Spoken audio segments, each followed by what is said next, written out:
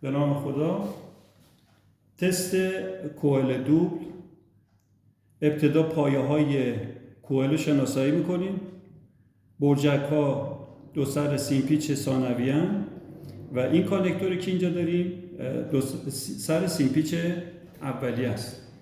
برای تست سیمپیچ اولیه مولتیمتر رو قسمت تست اوهمی قرار میدیم و به این شکل تمامی پایه ها رو به هم متصل میکنیم دونه دونه و تمامی اینها یک اوهم ثابتی رو نشون میدن و همه به هم راه دارن.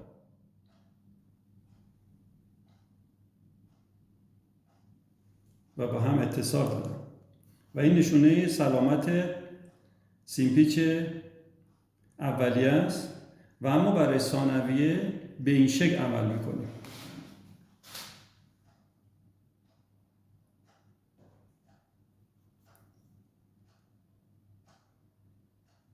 یعنی سیمپیچ ثانویه‌مون اوهمی حدود تقریباً 11 کیلو اوهم مقاومت داره. برای